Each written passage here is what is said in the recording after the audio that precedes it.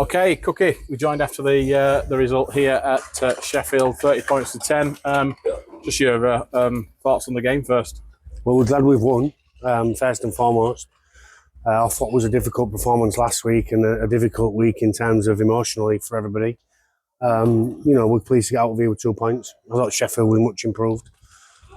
We made it hard for ourselves. I thought we bombed too many chances in the first half and we just had to remain calm at half-time, I think.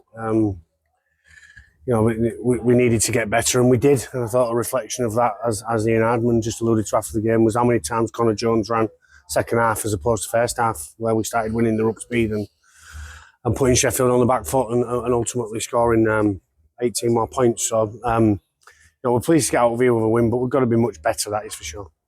The first sort of 10-15 minutes we sent very dominant in attack, both on left and right edge.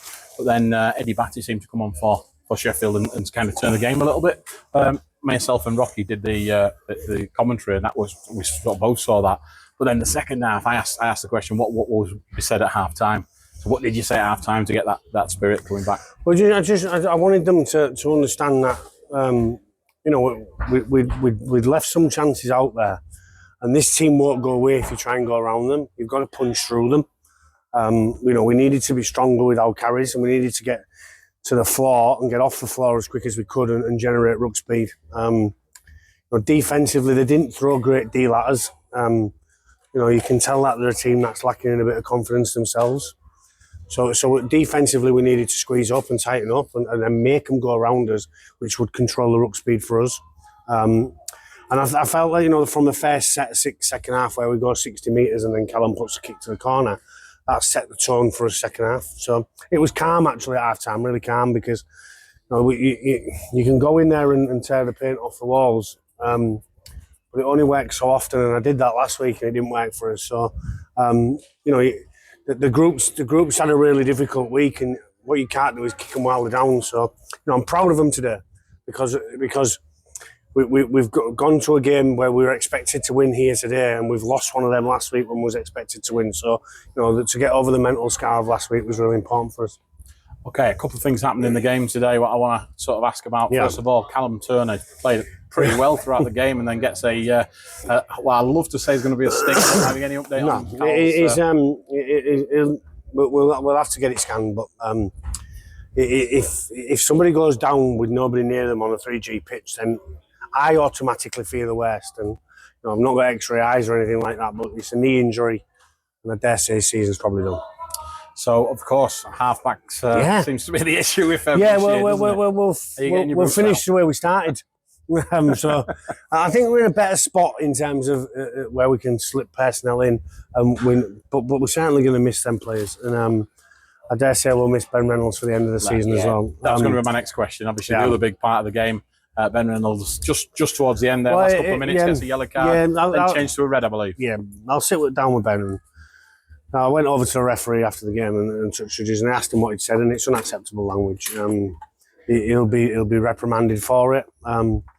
If it's more than 2 games, then he misses the last remaining season game at Bradford and the playoff game. So, as I've just said, it's difficult when you're in the heat of the moment, but for me, the game's won. It's over with. If the referee gets something wrong, tuck him up in bed and say goodnight. And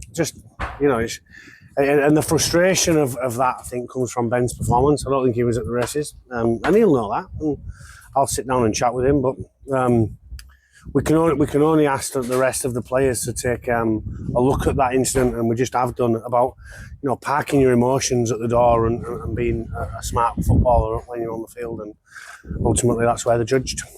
Okay, a couple of little last things then. The fans here today around the field, good support again. For outstanding. Just saw the 2 coaches and minibuses come up when we was warming up. Listen, they've been nothing short of brilliant for me, all of them, and we've got a really big game next week against Oldham, where we're going to need them there in as many numbers as we can, because we need to put a shot across brows of the top 2 or 2 of the top 4 that we've got in the remainder of the season. And I don't think mathematically we'll be in the playoffs just as yet. Okay, and as you say, big game against Oldham. They've beaten Doncaster today just by a point, so big game against Oldham down at the Millennium next week. Message to the fans who maybe who's not been coming for the last few weeks. What's your message to them to get back and come and help out? Yeah, but we need them because it was only a few weeks ago, and I blame Graham Marr for this. The physio, he did a piece with Terry about how many injuries we haven't got, and now all of a sudden we're decimated. So the rugby gods have a funny way of turning up and kicking you when you don't need to be kicked. And we've lost Rocky, now we're going to lose Callum. We'll probably lose Benny towards the end of the season, and I think the support really helps the players, particularly at home. So please do turn out if you can. Okay, thanks very much. 2 points. Well done. Thank you.